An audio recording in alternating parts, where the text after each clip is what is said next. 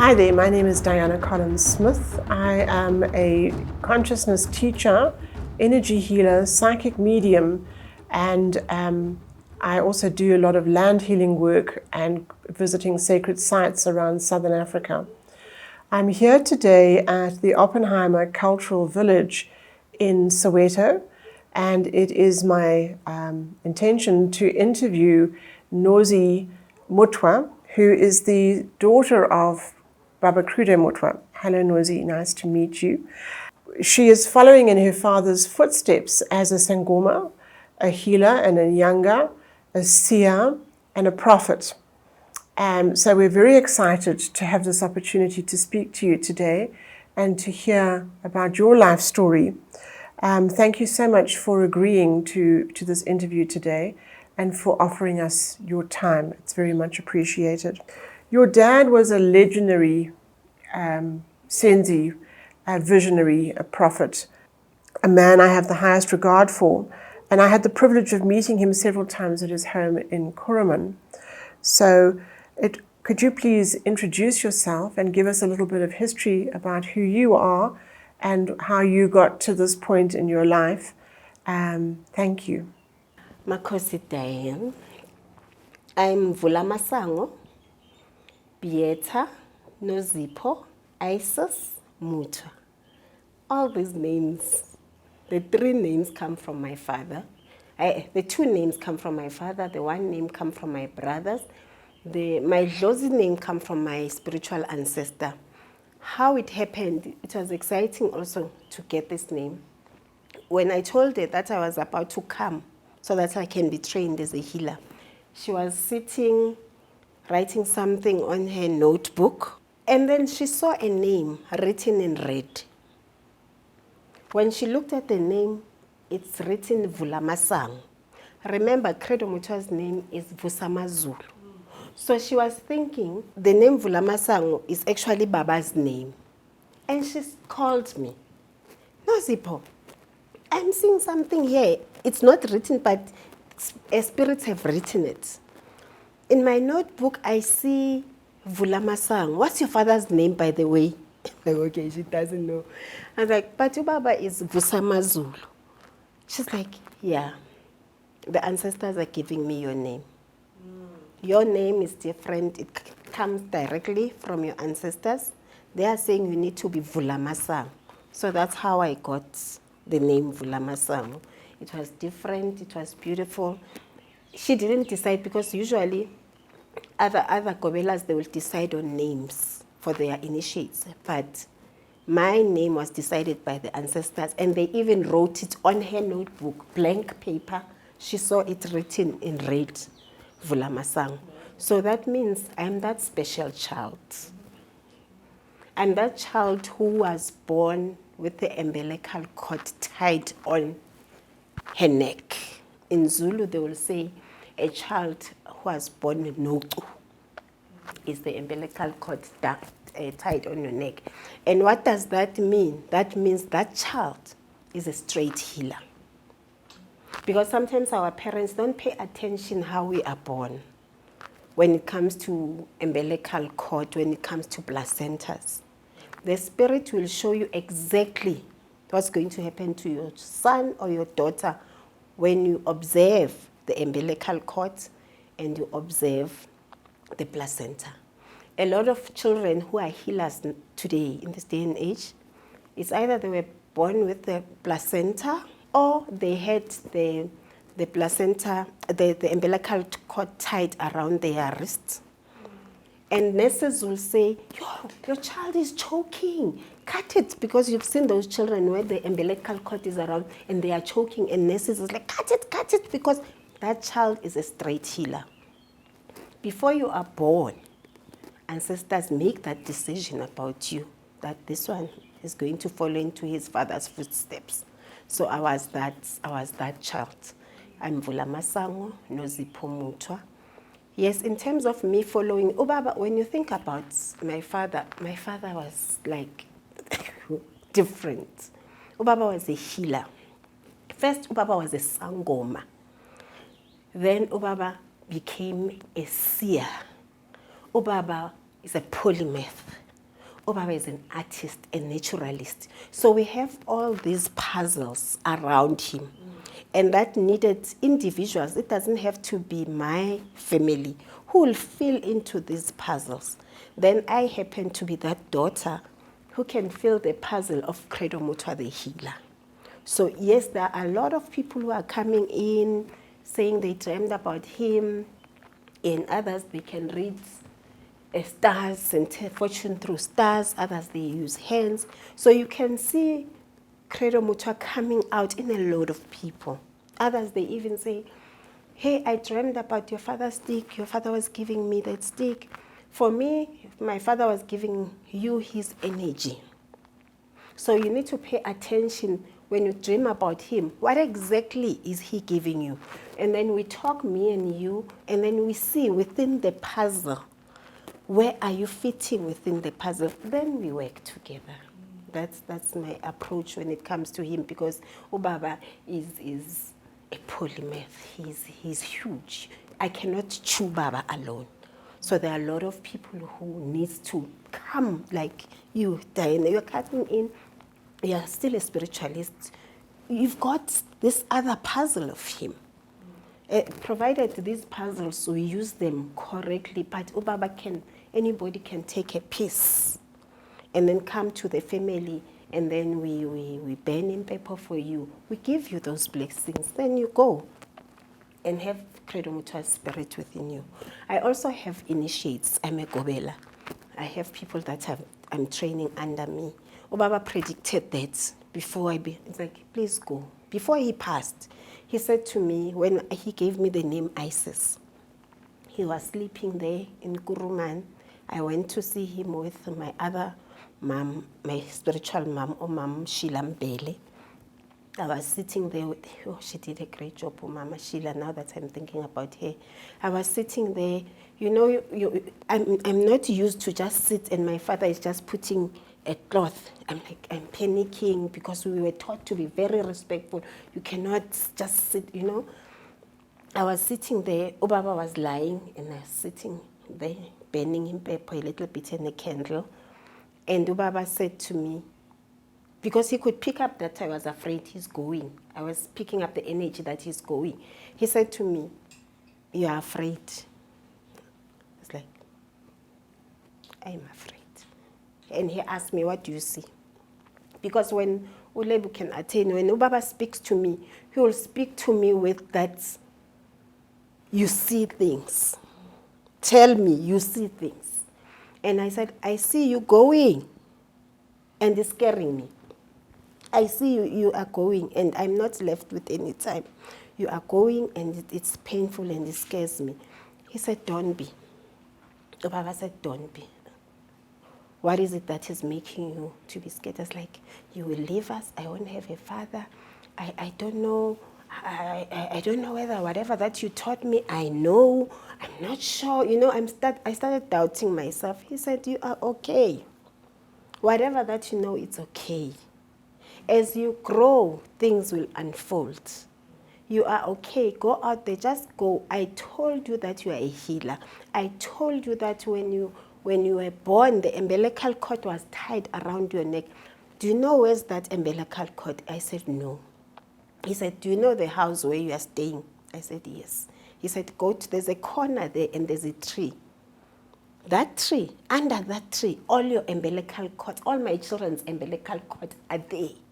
Because I had to do a ritual for all, whether it's a placenta or an umbilical cord for my children, I had to do. In Zulu, we need to do rituals for those things. So all your placentas, your umbilical, they're in that tree. I just cut the tree now because I don't know, I'm sure I'm that curious, George. I want to see, I want to see that umbilical cord.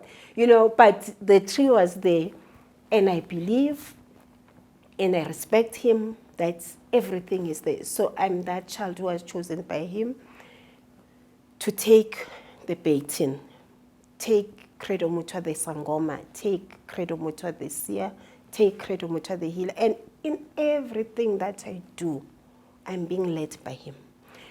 My spiritual children, I have Uketogwake, let me mention them so that people can know that they are my children. ukhetho kwakhe. I have usabelo samadlozi. I have umthunzi wamadlozi. I have ukhanya, that means lights. I have unomkhosi. I have this other one, I forgot his name. Okay. Castro. Spiritual children, what do you mean by that? These are not your biological children. These, you know, how I get my spiritual children is, Credo Mutwa's things are so strange. How I use people just, they are so strange. Even holding Baba's spirit is different. It has got its own way. How these children are selected, you know, one day you will interview my children. Powerhouse. Oh, really? Powerhouse. When you speak about children, how old are they? They're old. Umthunzi, Ukhetho is in his 30s, if I'm not mistaken. Umthunzi in his 50s. Usabelo is in his 30s as well. And then Unomkhosi is in his 30s. They're all in their 30s except Umthunzi Wamadlozi is in his 50s. So I believe that they were chosen by him, because how they came, they actually dreamed about him. They dreamed about Baba taking them wherever they are, bringing them to me. Before they come to me, I will dream. Like, for instance, Usabelo Samadlos. I was still an initiate at my Gobela's house. Usually we clean. I was busy cleaning the sitting room, and I saw this young man in front of me telling me that my name is Usabelo. And I quickly went to my Gobela's bedroom and I told him, Makosi Togo, Makosa Hlangen. Ma, I don't know what's happening. There's this face that I see when I clean your sitting room. This man is telling me that he's going to come and train under me, and his name is Sabelo Samadlos. I was like, he can actually come and train. Like when I train, I must train with him. But the ancestors didn't want it to be like that, because Usabelo literally dreamed about him coming to where I'm staying with a goat. So Usabelo was dreaming running with a goat, carrying a goat, because usually when they come in, after you've done cleansing to them, then they come with a goat. So all Baba's children are strange children, and he doesn't give me, the list is so long, but he's allowing me to not take, like you'll see other healers, they have 10, 20, 50 initiates. But with me, he wants me to do thorough work. He's giving me drips and pieces. He was like, okay, the first team, they were full, first team. And it's not just like, even the training's different. So these spiritual children are actually your students? Yes. I feel him going with me in the journey of helping. I say they are Baba's children because he's the one who selected them. Oh, they are all us, so yes. Credo Mutwa was born in 1921 and he passed on the 25th of March 2020 at the age of 98. He was a seer, a sage, a healer, a teacher, a philosopher, a historian, an artist, an orator, an indigenous knowledge holder, a playwright, a cosmetologist, a scientist. He was a Renaissance man, all based on African cosmology. He was a creative. He sculpted, he drew, he wrote, he painted, and he loved to tell stories. He was just a fabulous storyteller.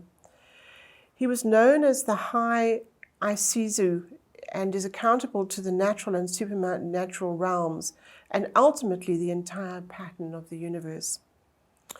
What did you understand, Nozi, that your dad meant by this statement, that he was accountable to the natural and supernatural realms and the entire cosmos?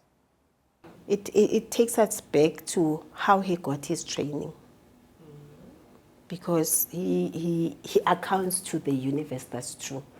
Baba, when we talk about inzalo yelanga, the Adam's calendar, that space in Mpumalanga, Baba was first initiated at the age of 16 from eThekwini, Mfume, where he was born, eThekwini, Mfume. From there, Ubaba and my grandmom and my grandfather, they took Ubaba to Inzalo Yelang to continue Baba's training. From there, when he grew up, Ubaba started traveling. The first stop was Swaziland. Nobody said, Credo, go to Swaziland. Ubaba will just wake up. I was told by my mom the way how it happened. He'll wake up and tell my mom, the great ones are calling me. The great ones are the ancestors of that country or of that, like that land. So, and when he goes there, the great ones will make it a point that there's somebody who's going to meet Baba there. And that person is the person who will take Baba to the healer of that land. So Baba went to Swaziland. He met this person. He liaised with the great King Sobhuza. Baba was taken to the great healer, one of the healers in Swaziland, who initiated Baba. After he was initiated, he will go back to go report to my mom and also report to my grandmothers to say, yes, I went. And then I came back. This is what I came up with. It didn't end there. That is why Credo Mutwa, I always see Credo Mutwa the tourist. He traveled the world not only for fun. I don't want to travel for fun. He traveled for knowledge. He traveled for being initiated to different spirits. But he was being called, wasn't he, to these places? Because he will sit like this, and then she said she will sit like this, and she will take a nap, like sleep, come back, and say, I'm leaving. So my mom was married to a strange man, a man who was not always there, a man who was always called by the great ones, a man who was always called by the ancestors. And he will make sure that he goes and gets trained and learn a lot from there and come back and deliver, because he was accountable to my grandmom, Ukoko Maina, who initiated my father. Baba will come back and meet with my Sorry, was your grandmother a Sangoma? Yes, my grandmother, Ukoko Maina, who initiated. We were raised by healers. The Mutwa family are family of healers. We are the descendant of the Khoisan. Even my grandfathers, remember, on my grandmothers, even Baba's initiated by my grandfather and my grandma. So it was a pool. The way they were doing it, it was beautiful. That is a struggle if healers are fighting over a client or fighting, because from my family, it was free flow. It was nice, it was beautiful. And people who came out of that school, they were powerhouse. So yes, and then the next stop was Kenya, if I'm not mistaken. Baba went to Kenya. He was also initiated there in Kenya. The same pattern. He will go. He also went to the States. So his training, nobody can claim and say, except my grandmother, and say, yeah, we are the ones who trained Credo. No, Ubaba was trained by the spirits. The spirit guided Ubaba. The Amakosi spirit guided Ubaba, because we are very strong with the Makosi spirit and the Whistler spirits. I'll explain that later.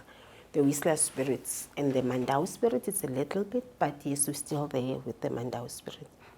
But Ubaba was trained by different spirits, and what was beautiful about him was that he was not selfish. He was not a selfish person. With all his trainings, he came back. He tried to put some of it into books. What he learned, what he got, what he dreamed about. Into his books and into his villages. You see his Baba's dreams, even in these villages, his dreams. because the agreement with the village was just build the huts. That was the agreement, because how these villages started, they started at home in Diplo for him staying. Baba was busy minding his own business, doing his sculptures, and then there was Baba's friend, Brisco. This guy, Brisco from Australia, but before he moved to Australia, he was staying here.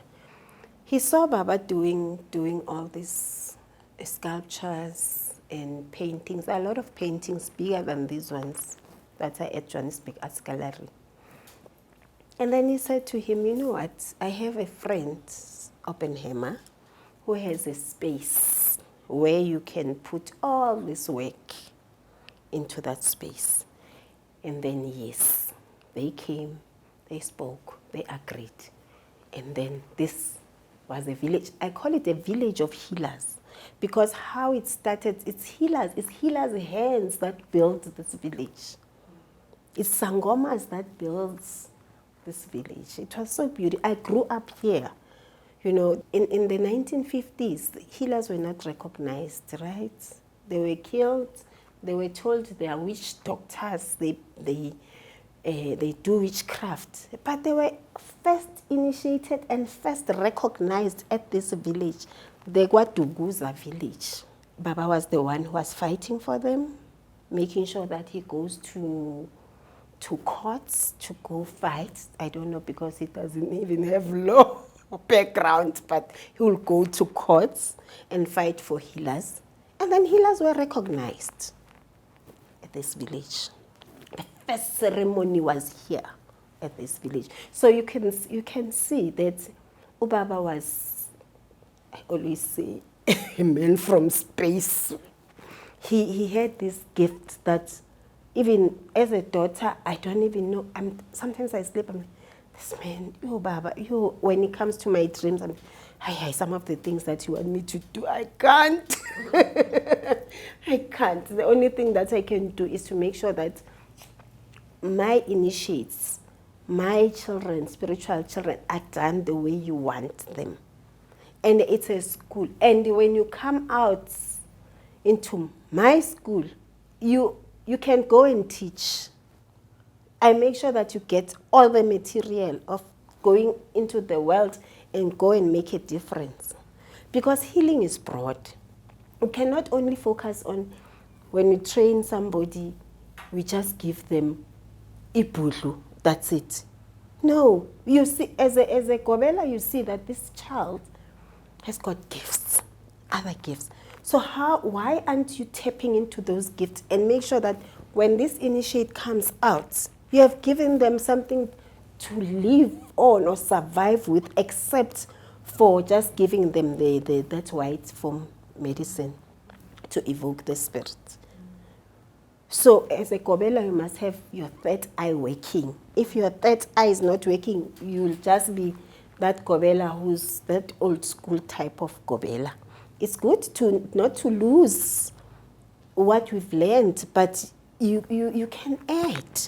Nobody's saying you cannot add to your initiates, as long as you do it right. And is that what your father did with his initiates? Credo Mutwa's children were different. No, they were different. Even the dress code, sometimes that's another thing that made me to be afraid to become a healer. Because I was thinking, I'm going to be Cleopatra. Baba was going to make me Cleopatra. Thinking about him, he was going to dress me with that hat, with these bangles. I was like, I can't. I can't. I just want to be that laid-back type of healer, but making sure that I do what is right with the Nozi, I do what is right with the family. Because when you are given a gift to become a healer, then it's not for you only. It's for your whole family. When you get healed, because you are being given this baton, even your family, they're benefiting out of you going into that school. Sometimes you'll see when you come out, you'll see maybe your sister's, that deal that she was dealing with, she got it. Maybe she got married, or it's because of you. When you went there, you did great at that school. You respect it, you observe, you make it a point that you don't complain a lot. Yes, there are other healers who are messing up. Those ones, I don't want. I'm not talking about those ones. There are those ones who are still doing it right. You know, everybody has got an ancestor. We all, whether west, whether east, whether south, we all have our ancestors. We all have those family members who passed away when there were wars. Those who passed away when they were crossing the rivers. Those who passed away from the mountains. We come from families of kings and queens. It might be a Mutwa queen, a Mutwa king, but all of us in our lineages, we have that. Those are your ancestors. It's just that in our language, we have boxed them differently. We have the Ndau spirit. Those who have passed away in the rivers, in the mountains, it will be Ndau, it will be the Whistler spirit. We all have that. It's just that with the Western countries, yes, they didn't know, but guess what? Now they know. Now they know that they've got these spirits. A lot of them are coming to South Africa to be initiated because they know they have our blood. Somebody can say, but what about us whites? You have a spirit. You have spirits. With you, how it comes, sometimes you don't go through it like what we do as Africans. You'll say, okay, I'm a palm reader. You put those beautiful names. But hey, you are a Sangoma, you are a healer. You will say, you know, I predict through the stars. I'm an astronomer. You are a healer. Baba explains it very well. You say, what's the one that you're doing? The one. I'm an energy healer and a psychic medium. A psychic medium. You are a healer.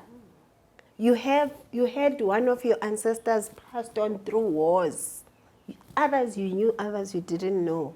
You had your ancestors passing through waters. They were traveling from that country to that, trying to move away or go for greener pastures, and they passed. Those spirits, where do they go? They will choose this spirit that, okay, I'm going to take Diane. They came to you. And then because of the language, it's just the comfortability of the language that we Zulus will just call it Sangoma, iSanusi, Twasa. But you will call it nicely with those beautiful names. But guess what? You are a straight healer. If your parents were here, if I could ask how you were born, they will tell me, because these children, 3 children, born with the placenta, coming out with the placenta, that child, a child born with umbilical cord tied into their neck, a child born, the umbilical cord will come like that. That's you. You are one of those children. That is why this issue of embracing healing, I'm a spiritual, I'm a mind reader, it's just that we as Zulus, we call it as it is, like ngiyumthandazi, ngiyisangoma, ngiyisanusi, but with you it sounds nicer, but it's like that. The process of becoming a healer, you are these 3 children. There's no way, because the ancestors choose their children, and they choose their children wisely. They know, they give you. They give you because they know that you'll be able to handle it. Becoming a healer is not easy. It's not easy. Sometimes you pick up energies from home. Sometimes when you go to the street, I pick up energies. I pick up energies from everywhere. There was a time when I told my family, guys, please don't lie to me.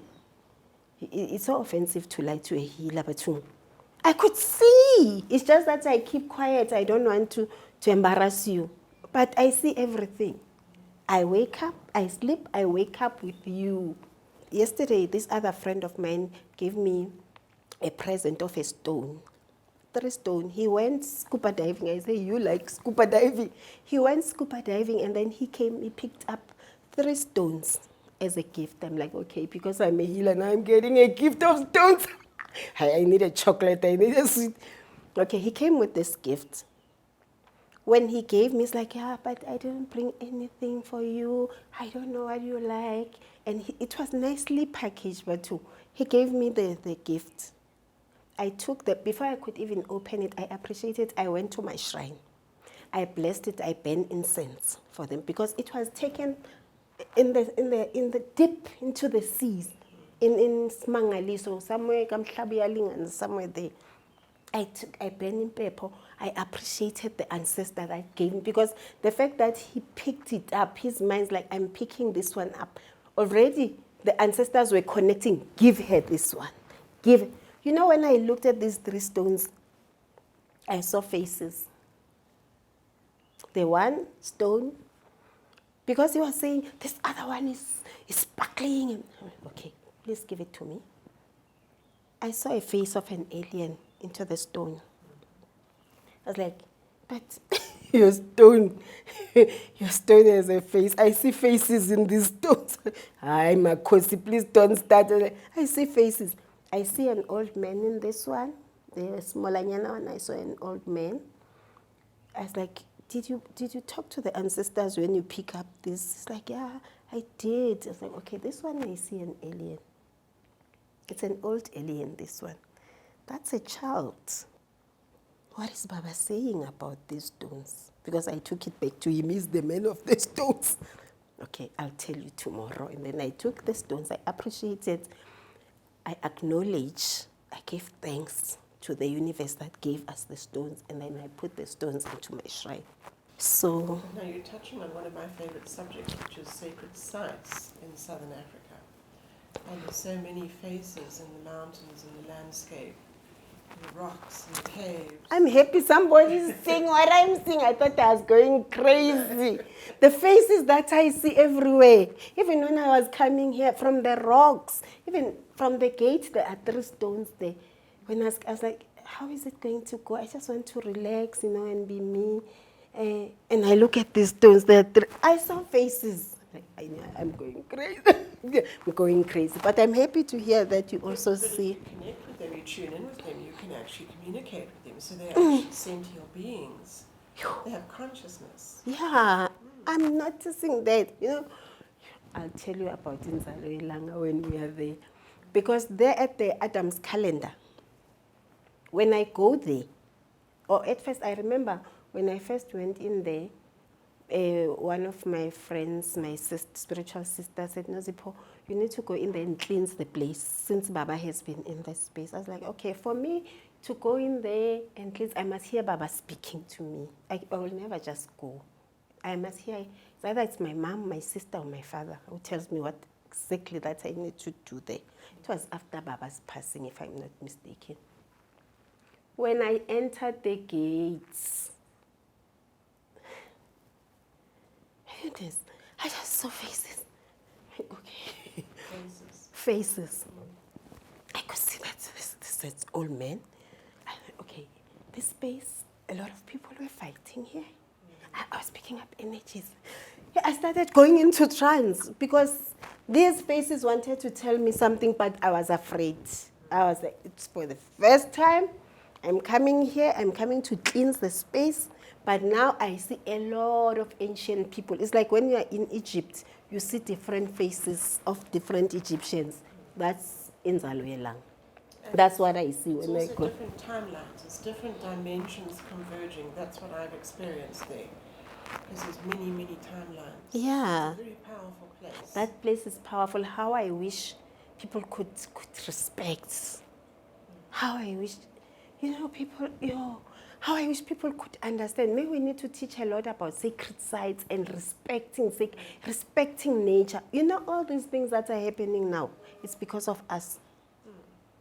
There are a lot of floods that are happening. It's something that today I was feeling very strong about sacred sites today and what is happening, what is it saying, what's nature saying to us.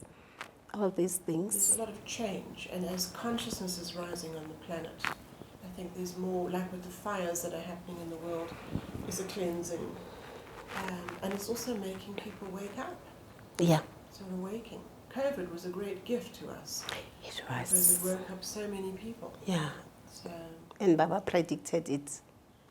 Baba predicted COVID before he passed, even before he knew.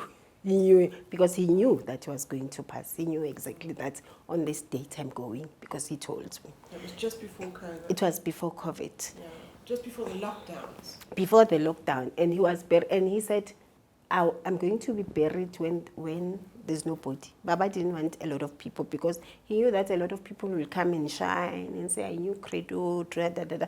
He didn't want that. He just wanted to be buried like, pass on now, buried tomorrow. He just wanted that. And he said, there's another epidemic that is coming. A lot of people are going to pass. Oh, really? And he said, my family, there was something like that in 1918, if I'm not mistaken, when there was flu. I don't know whether it was 1918 or when, but around about that time, he said, I lost a lot of family because of coughs, flu, and all that. And what is coming is going to be similar, but it looks to me like it was created. He said it was created. It's like, Baba, please, I don't want to die. Please, I don't want to die. I just want to live. Are they going to spare me? He's like, don't stress. You stress too much. You'll be okay. Did he give you any indication when this next pandemic is going to happen? He said it will. He didn't give me like a clear indication, but he said, this one is not. This was the second one. He said, this is the second one. There's still others that are coming. He said, there's still others that are coming.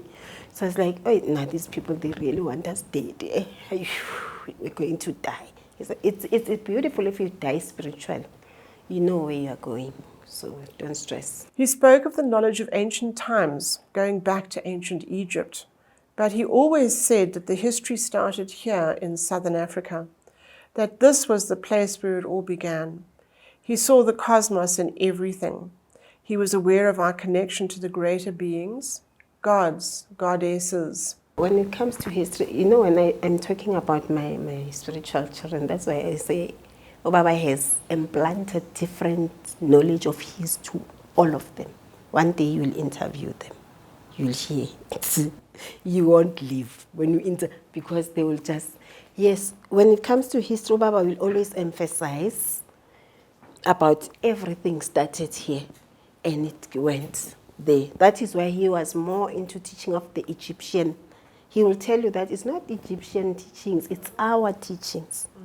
It's just that it has been changed because people don't like to take seriousness about what's theirs. And he will also encourage us to say, make it a point that you teach and you teach what is correct. So yes, he did a lot of that. And I am still in a process of reading a lot about that part when it comes to his teachings and the Egyptian teachings.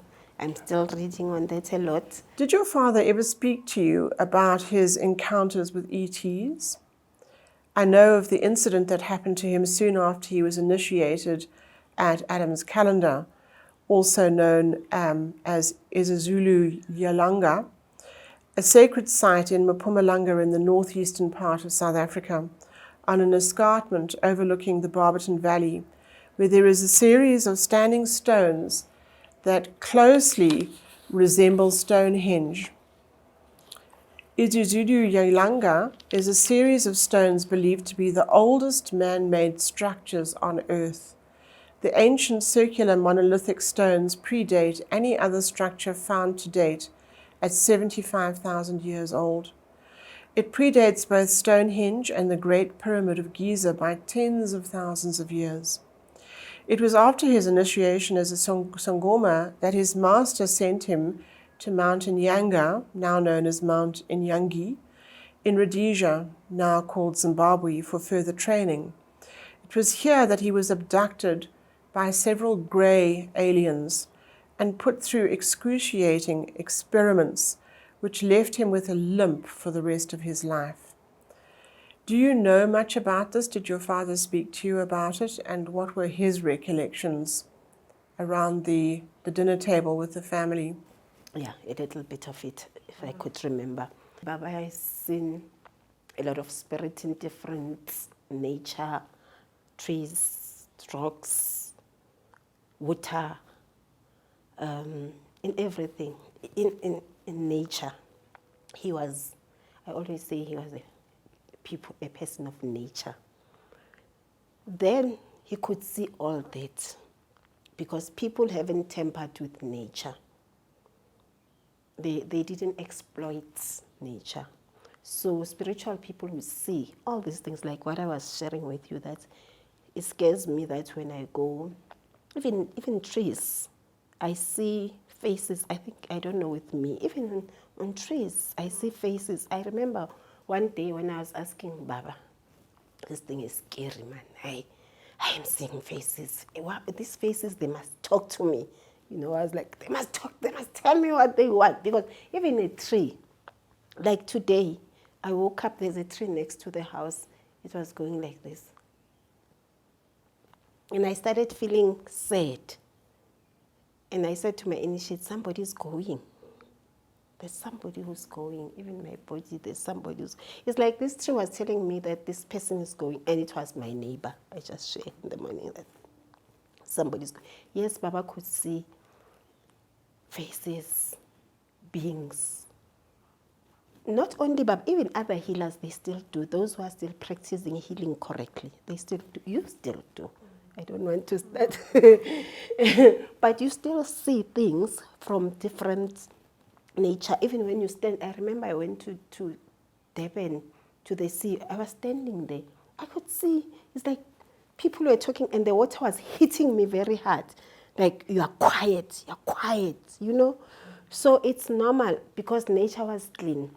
Even when he went to Zimbabwe and saw the aliens and he was trained there, it was part of nature because nature was not contaminated like what people are doing. Look what is happening now.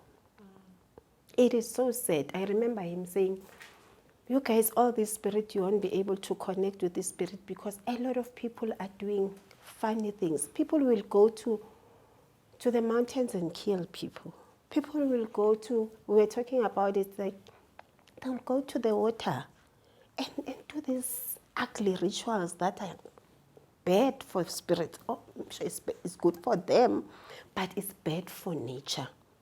So Ubaba was that person, because even when you take a tree, when I heal, the first thing that I need to do, I need to acknowledge that tree. I need to acknowledge it. I need to praise it. I'm not a poet, but I've developed another language of being poetic because it's coming from Baba. Baba will say, you must praise as you heal other people. Yes, I could take simple medicine and heal people with.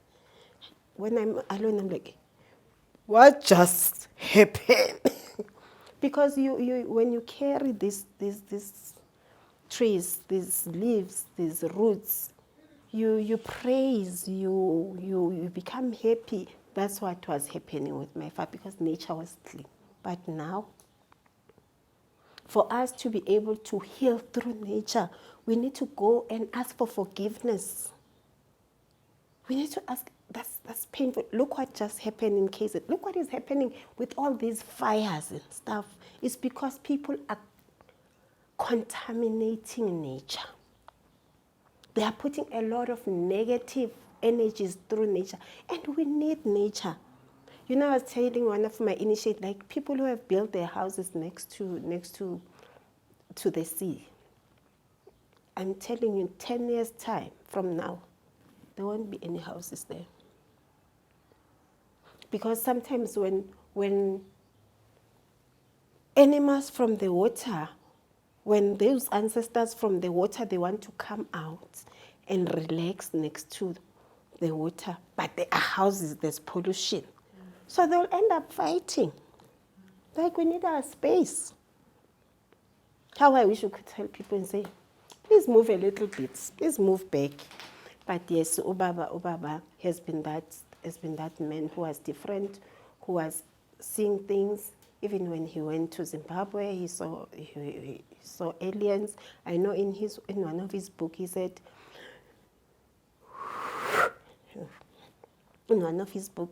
I was eating with the aliens. And as a healer, sometimes you need to go through painful rituals for you. You know, people know Baba to be this very strong, like hard comment. Baba is a gentle person. Baba is sweet. Baba will never even kill a fly. So they needed to work with that spirit, that sweet spirit, because he wasn't going to be able to do everything that he did or sit and talk to people with that kind of attitude or that down to earth type of spirit. So they had to cut. I know he said, they made me eat the meat.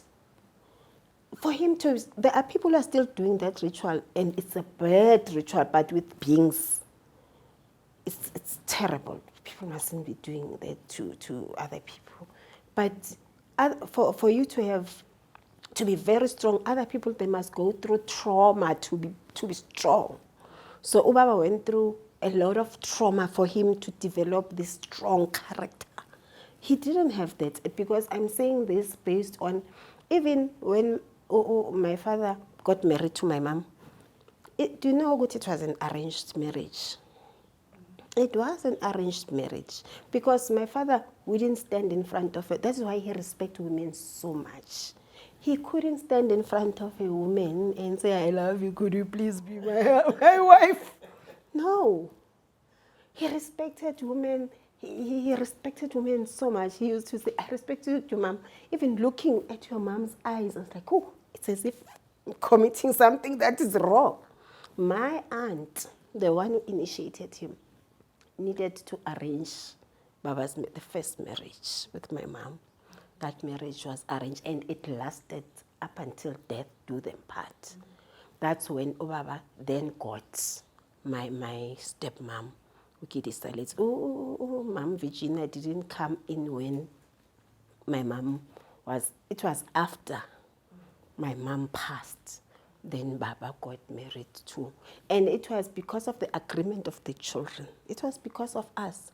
What he did was like, your mom is gone. I need to have, Nozipho, you must focus on your career. Your brothers must also focus on their wives. But what about me? And then as children, we sat. And because it was not only Mom Virginia alone, there were other women.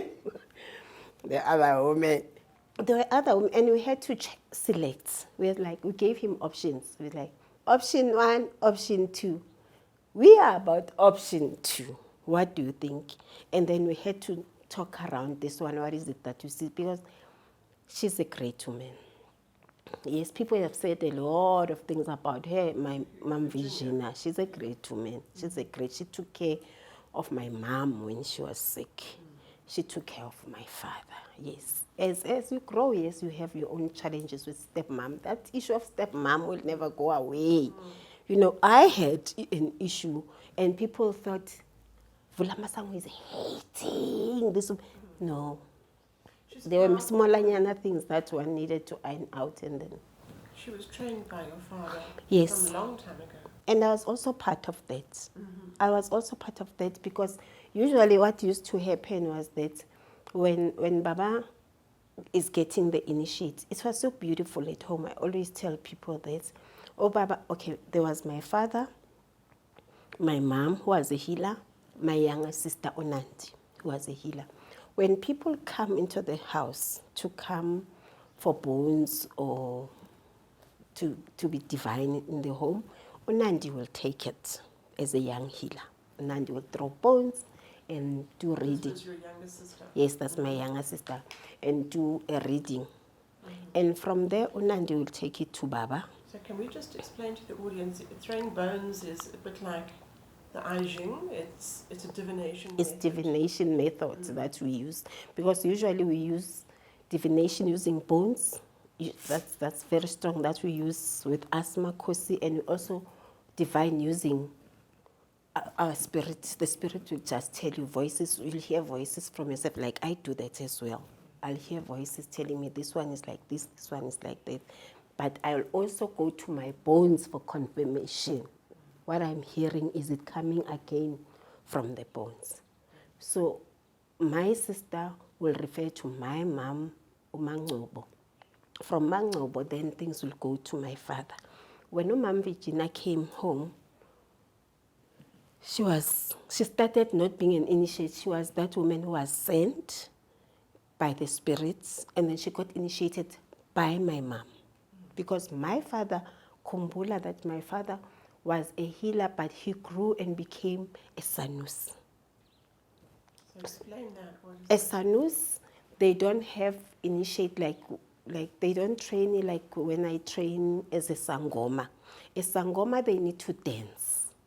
Sangomas, they must wake up in the morning and eat their medicine. We call it ikobonga in Zulu.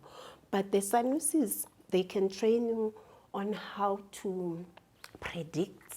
They are above the Sangomas. So with Umamo Virginia, she's a Sangoma. She's not a Sanus, she's not a seer. She's there with my mom and my younger sister and me. We are all Sangomas, and we belong to the same clan of healers, Kamkwanas. In Zulu, we'll say we belong to the Mkwanazi clan.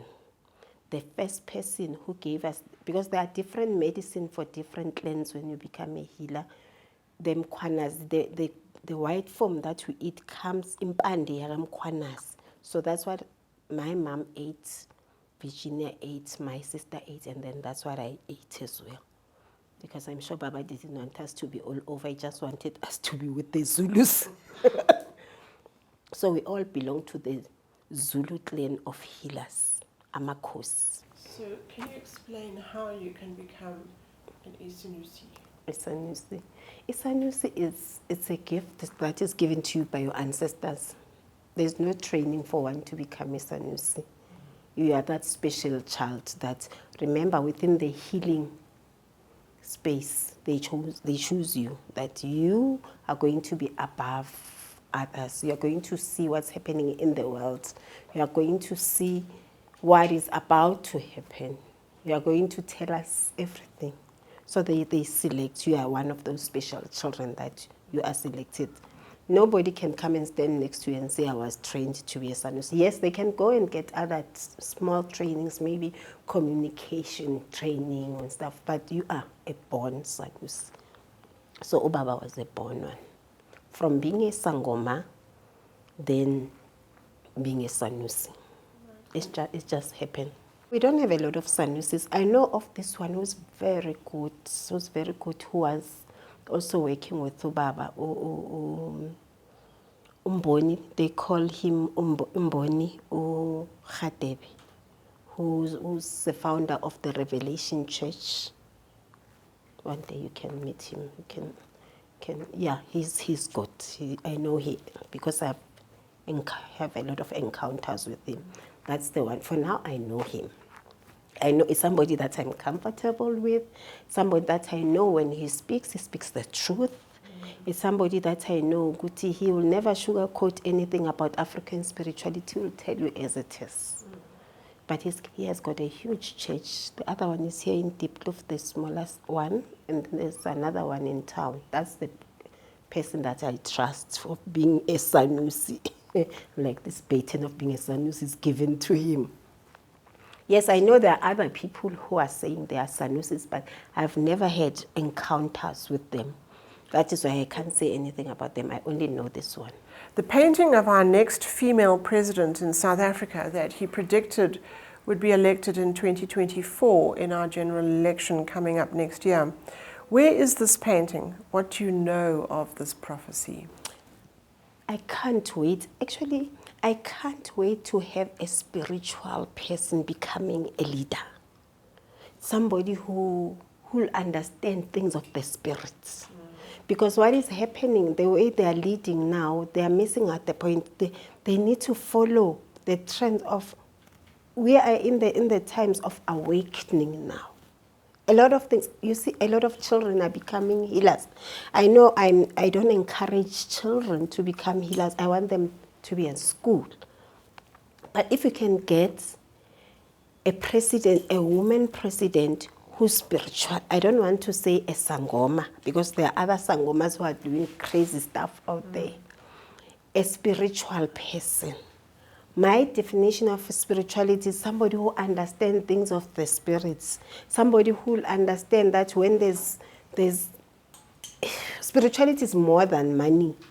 It's more than money. When he said a woman's president, because it may also happen that there are men with a feminine energy.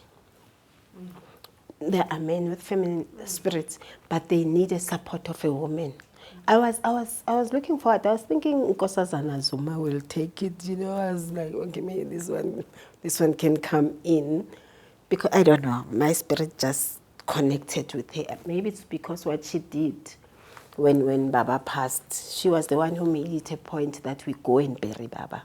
She was the one who wrote, make sure that that letter of releasing my brothers who are soldiers and my other brothers who are in KZN, and to be able to move from wherever they are to go to Kuruman. I was like, we needed a feminine spirit to make that decision for us to go and bury our father. You know, we definitely do need a woman's president, and she's coming. She's coming. It's just that women, women are strong. They are strong. By Imbogodo, they can do it. Somebody needs to trust that we can take this country somewhere.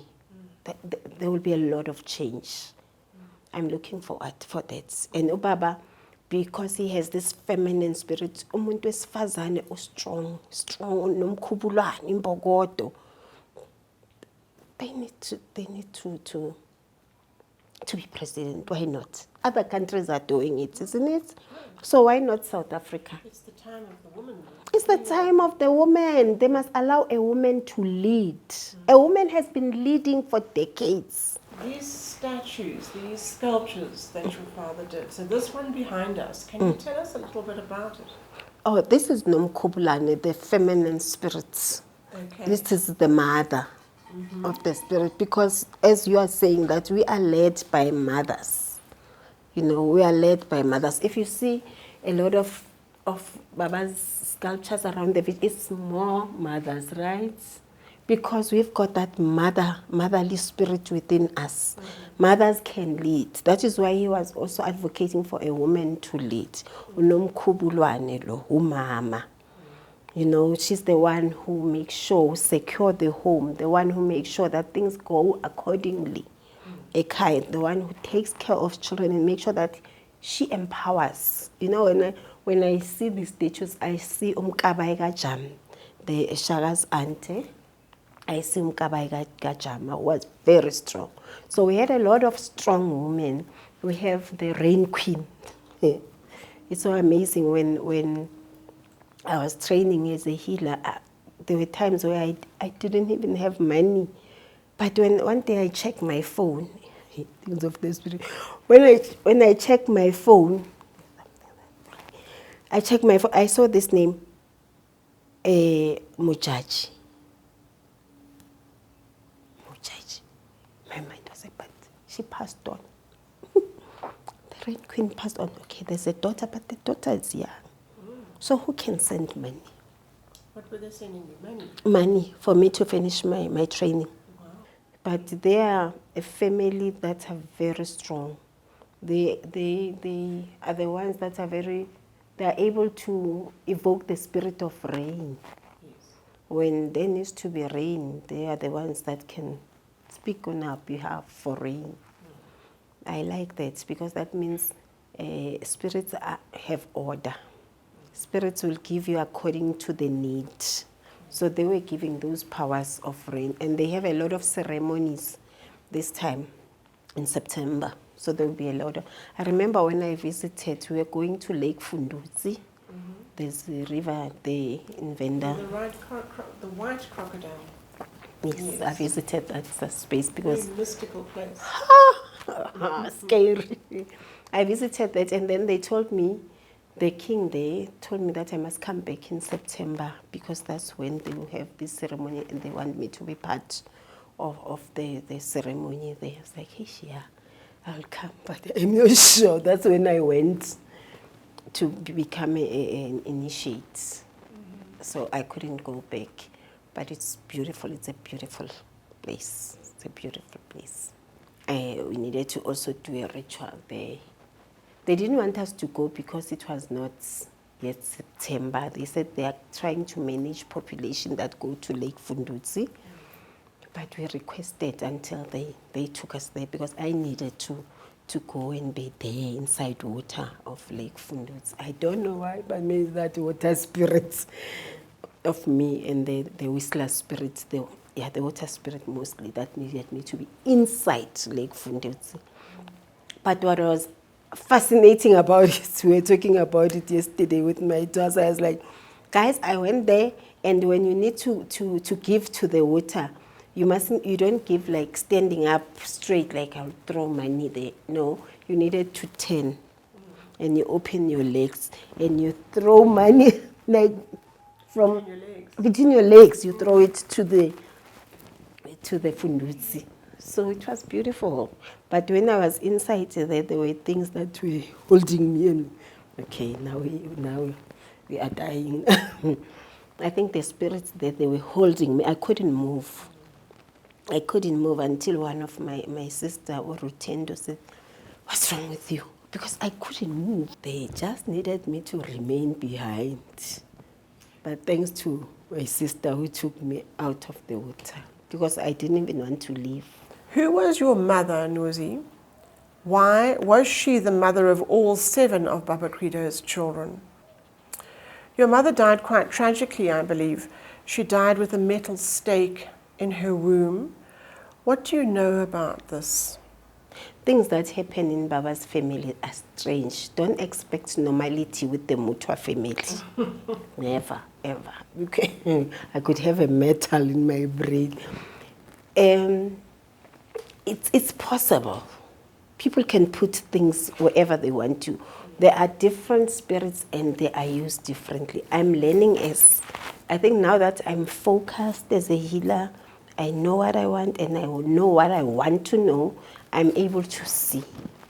People can put a lot of things in your body, things that are not normal, like they put you inside. So when Baba told us that our mom, because he told us that our mom had a metal in her womb. As children, there's nothing that you could say, you just believe, because Baba is a great one. Whatever that he says is correct because he's been led by the Spirit. So we accepted everything. We're going through our own pain. What I knew is that my mom had cancer. What I knew. My mom had cancer because I was going with her through the journey. She has cervical cancer and she passed away due to cancer. But when Baba came to me and said, you are young, you don't see things. This is what I'm seeing. So what could a child say? You just need to accept and agree with your dad. Whatever that he sees, whatever that the Spirit told him to say to us. And it caused a lot of pain on us. Even my brothers, they were not well because of the passing of our mom. We were the only children of Credo Mutwa, biological children of Credo Mutwa. Baba didn't have other children. It was only us, the 7 of us. We're supposed to be 9, but others passed. Yeah. So we were left 7, and my siblings are busy passing away. And now we are 4. I'm the only girl remaining. We're 2 girls, but I'm the only one remaining with 3 boys. I've heard that Baba Credo was haunted by a beautiful woman. Her name was Amarava. She was his wife in the etheric. Do you know anything about this, Nozi? There are 2 types of spiritual wives. Now that I'm a healer, I can explain that. There's a wife that is man-made, that comes with negative energy. There's a wife that comes with your ancestors. They see a need, and then they'll give you that wife. So there are 2 different types of wives or men that the Nozi can give you. It's either they give you a negative one that can destroy your life, and that one is the one that when you come to us as healers, we cleanse you, we take it back to a person who has sent you, or we cleanse you completely. We don't give it to anyone. We just bring that peace between you and the person who has put it to you. So yes, there are two different wives that you can get. So what was this that your dad had? I think it's the one that Baba was given by the ancestors. And that one is the one that you can be able to manage. That one is the one that you can tell, no, not today. So was your mum jealous of the spiritual wife? My mom was a healer. My mom understood. Yeah, when you're a healer, you understand the things of the spirits. A healer who's trained very well. My mom was trained very well. She knew she was so brilliant. And people don't know that for my father to perform a lot of things that my father did, whether prediction, whether writing books, whether traveling, he has done that during the presence of my mom.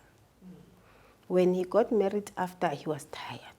He was not doing a lot of things. But during the presence of Indlovukazi Mangcobo, she has done a lot. Even writing all these books, they were done during my mom's presence. So Ma understood. Ma understood that now my friend, my other friend is coming to my husband. Oh. She was not jealous because she understood. She was a healer. She understood things of the spirits. What do you know of the prophetic painting about the Twin Towers that he did years before the event? And I believe there were 3 paintings. Baba predicted a lot of things because, with this Twin Tower, I remember I was supposed to go to Canada when the 11th of September, if I'm not mistaken. I was supposed to go and do a presentation in Canada. And Baba said to me, "You are not going." I was crying. Like, this man doesn't want me to go to America because he went to America. He just want to be the only one who goes to America, not the children. But he knew that because I was in danger, he knew that when we go, things will happen. The bombing of the Twin Tower. He predicted everything, even how it's going to happen, he did. So Baba's predictions were spot on. That is why when other people want me to add a lot on, I don't like adding a lot to his predictions because they were spot on and they are coming through. It's just that people didn't understand then, but I'm happy now that a lot of people, they understand. What happened to all of Baba Credo's formula for curing AIDS, TB, cancer, malaria, etc.? Do you know who possesses these and who has the intellectual property for them? That's a painful, my family went through a lot of pain. That is why I had to go through that pain, like go through that cancer, go do my journey of life so that I can be able to sit like this and talk to people. At first, I couldn't because a lot of people have hurt my father. People have hurt him. He will go to people thinking that these ones, they will help me, but people will rip him off. But I think what gives me hope now is that, yes, things are coming back slowly. I'm doing a lot of work behind the scene. There's so much that I've achieved in terms of his rights. And I'm happy that whoever had some of the things that Baba died wanting them, they are willing to bring them back. That gives me hope. It's like whatever that I'm doing now is not for me, it's for Baba's great and grandchildren now. They are the ones who are going to benefit out of that. But yeah, Baba has done Unwele. He was the first person to talk about Unwele, that medicine, the Sutherlandia. Sutherlandia, yes. He spoke about Sutherlandia. He did tablets, he did powder, he did juice, he did you know. That was for AIDS, wasn't it? Yes, and it was very good. I remember my brother took it to give to his friends, and they were so much better. Yeah, it's just that I remember Baba saying, the government doesn't want me to heal people, because then, even if you can have medicine that can heal, but who are you? Even now, healers are oppressed. There's so much that we can do. There's so much. The healers have got all the potential. We are being led by the Spirit. The Spirit will just wake you up and tell you, mix this. I'm doing that. Yeah. The Spirit will say, mix 1, 2, 3, 4, 5. Yeah. And I mix and give somebody, and then he goes, he comes back, he's healed. All that intellectual property that belongs to Baba is coming back home. That's good. It's going to come back home. I'm doing a lot of... needs that medicine. Yes, it's not... We need to get away from the pharmaceutical paradigm and back to the herbals, which actually are cures. They are. They are. We just need to be focused and know. I'm happy with the developments that are happening, where you see healers creating things now. They, at least, even though we are still oppressed as healers, but there's that little light that can be a lot of light. You know, if they can, healers can be supported gradually in them bringing this African medicine to life. What happened to Baba Credo's regalia?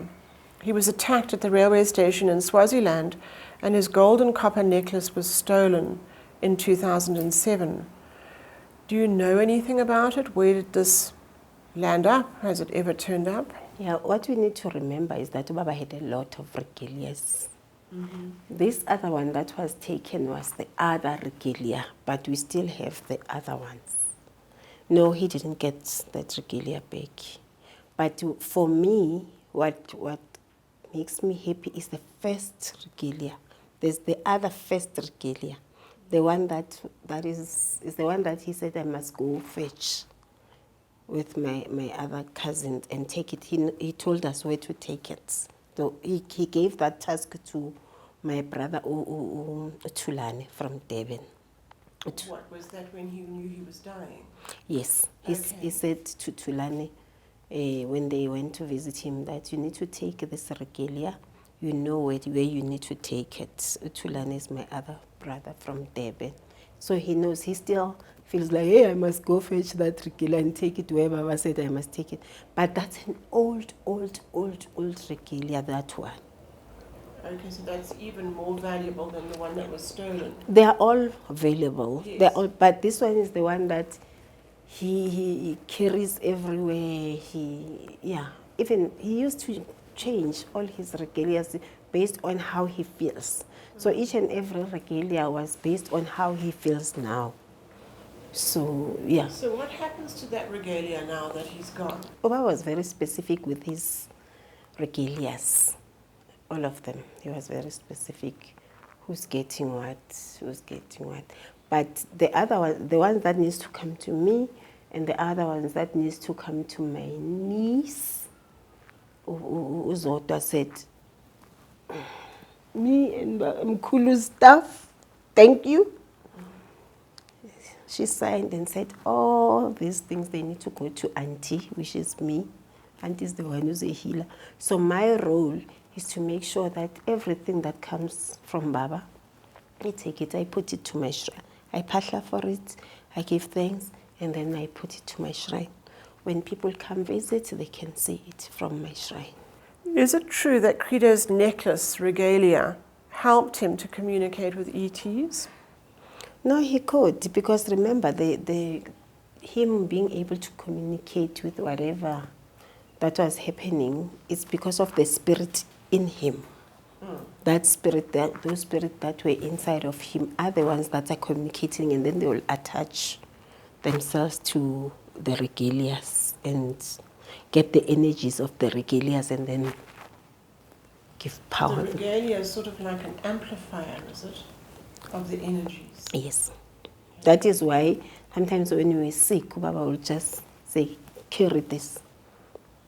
What used to happen at home, all of us as children, Baba made it a point that all of us clean the regalias. Yeah, and we'll interchange. today it's the girls. They're cleaning all the, and he will tell you exactly how you need to clean it, because he wanted us to connect with the spirits of the metals. And where did the regalia come from originally? Who made it? Oh, I think it was the regalia were given to Baba by my grandma, if I'm not mistaken, or Koko Maina. I think between Baba and my grandmom, they know where they came from. But I remember Baba saying, it's my aunt. She was telling me about his aunt who made it a point that he gets the regalias. So the person who stole the regalia, or people in Swaziland, would there not be some retribution from spirit for doing that? Well, spirits, they punish.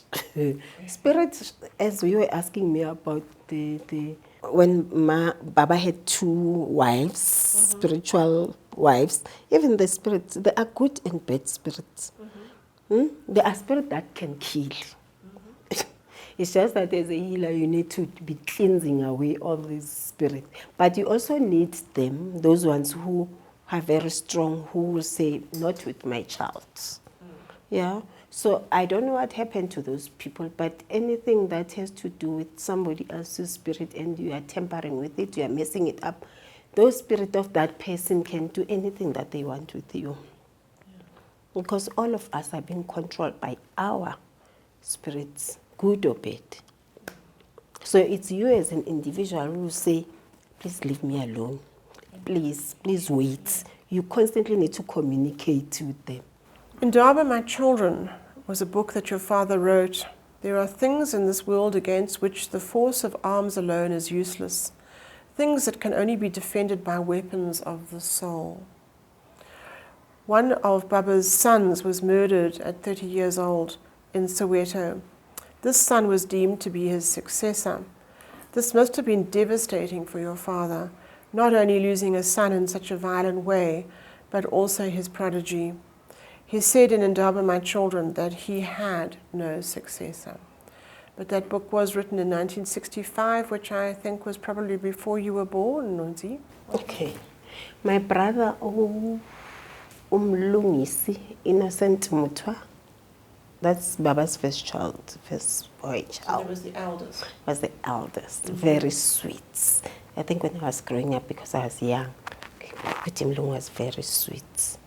And I think because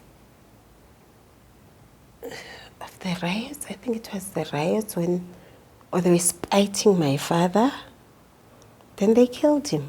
And nobody was arrested. Nobody was. Actually, I was thinking about that yesterday. I don't know. That spirit of fighting came back. Yesterday, I was thinking about my brother. But how come nobody was arrested? So yes, Putimlungu, you know, as your firstborn child, you'll think, oh, this one is the one who's going to take over everything. Then tragedy happens. Then you must replan. But with me, what happened, it was planned, but my father, because I'm thinking the way he was grooming us, my brother was always the one who was ahead of all of us. He needed to make sure that all of us go to school. He needed to make sure that whatever that you do, he's the one who communicates with Baba. But when he passed, Baba was so devastated. He was so devastated because he was looking at him as a successor, but he was killed. He was stuck with Vulamasango. It was a tragedy. Yeah, it was not good for him. It was definitely, he went through a lot. Baba was not okay. He did. He also claimed to be from the planet Sirius. Sirius is inhabited by human-like people. He had a Syrian connection. He said we'd be able to get home if we can learn how to get on with one another. Yeah, I know that I'm a descendant of the Khoisan. We come from the San people, and we are the first people. When I tell people that, the people are like, we are so prideful, but Khoisans are the first people. We are the first people, and yes, I know because he taught me a little bit about my lineage, where we come from. I was saying to you, I connect mostly with the tiger, because one of my grandfather, who was a Khoisan, killed a tiger. But before he killed the tiger, he stabbed the tiger in the mountains and he ran back home. Sorry, can I interrupt you? We don't have tigers in Africa. But Baba was telling me long time ago in KZN, when the Khoisan were living there, somewhere in Bumbulu and stuff, he was telling me that story about how we inherited the tiger as the Mutwas. So my grandfather was running, he was saying, I don't know whether it's just a story, but you know, when Baba is telling you things, he was running, the tiger followed him, he came out, he took the skin of the tiger and put it, because he had another skin in the heart, he put it in the head, and that tiger was wanting to fight the other tiger, but eventually the tiger died next to this one, thinking that this is another tiger. So he will say that's how we inherited the tiger, because it runs within the family. Even when I dreamed about a tiger when I was at initiation school, they were like, it's okay, it's normal. This is the animal of the Mutwas, the tiger. What about the leopard? The leopard is recognized as being the sort of highest medicine in Africa, isn't it? Yeah. Yeah, it was the tiger and the leopard, because even my initiates, they are dreaming. This other one was telling me that, Makosima, I'm dreaming about this guy who's wearing a leopard skin, looking at me like that. They're saying I must go fetch my skin. So even the leopard is part of the Mutwa lineage, because I also have a skin, a leopard skin, a tiger skin, yeah. And a tiger skin? Yeah. Wow. What they also said to me is that I must go get, then I was like, okay, this one, they are pushing their luck. I must go get the white lion skin. They said I must also wear that white lion skin. So I'm like, I know Khoisan are people of the skin, but you guys know endangered species. So. And these animal skins are muti. They enhance your ability to do the work that you do. Is that correct? Yeah, it's the spirit of the Amakosi. Amakosi spirits. We wear, it enhances you, it gives you that platform, that power of saying you inherit the kings and the queens within you. So it's that spirit of Amakosi that will give you different skin. So in African mythology, you believe that the earth is female and she is the mother. Is that right? Yeah. The whole planet, the soil, nature, etc., is mother. True. And the sun is the father. Okay. Mm-hmm. And that the earth travels around the sun, not the opposite way around. Yeah, I believe so, because when you think about the earth, I'm thinking about how I want, when initiates dance, I always say the earth is speaking to you. The earth is comforting you. When you dance, you are speaking to it. The earth will heal you. Mm-hmm. Because that's what I feel when I dance. You know, I always tell them, go deep when you dance, like be the focus when you dance, because the earth does speak to you. You also get better if you're sick. I remember there was a time I had a backache problem. I couldn't dance. But the minute I started dancing, you know, I got better. Because the minute when you dance, it's like you are not here. You are somebody else. But then go into a trance, don't you? Yes. When you come out of the trance, whatever pain that you had, you are better. So what they are saying, that the earth is the mother, the earth carries you. Aye, that one is true, really.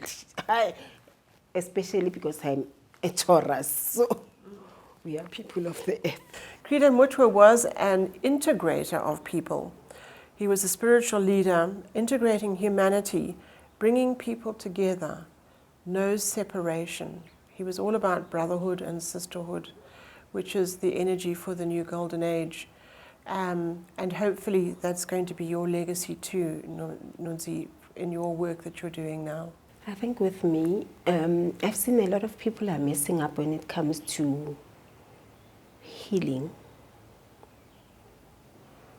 Let's take people back to ancient times, how you used to heal. We used also to heal with stones. I remember there was a time Baba would take a stone and rub the stone, and you get better. Let's go back. If I could be able or given a chance or do that, healed using nature resources, but at the same time, thank nature for whatever that you are doing. Because we end up being very selfish. We just take from nature. Nobody can say, let's do a ritual for nature. Let's just go to the mountain and do a ritual there and just thanking nature. So with me, let's go back. I know it's not going to be easy, but let's go back where we come from. Let's go back to the ancient times. Because whatever that our ancient people were doing, it works. It's just that we have modified there and there, yes, but let's not forget who we are as healers. You know, as a healer, you are powerful, you are strong.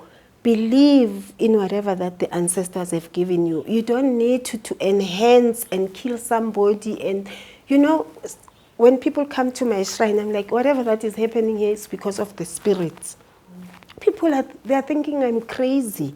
They're like, hey, people, they have this, they have that. But I'm like, okay, my spirit doesn't want that for now. Maybe later, but I don't believe in that. Let's just do things right. Just do things right with nature. Nature, Baba will say, nature is us. You are nature. So let's do it right. Everything. Let's do it right. Especially when it comes to African healing, African spirituality. Let's do it right. Let's leave a legacy for our children that is correct.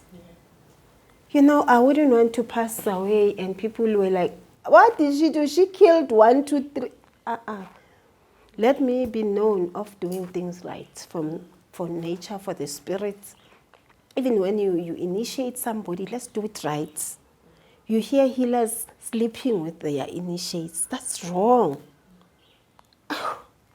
That's wrong. It's sad. I don't even want to go there because it's happening a lot.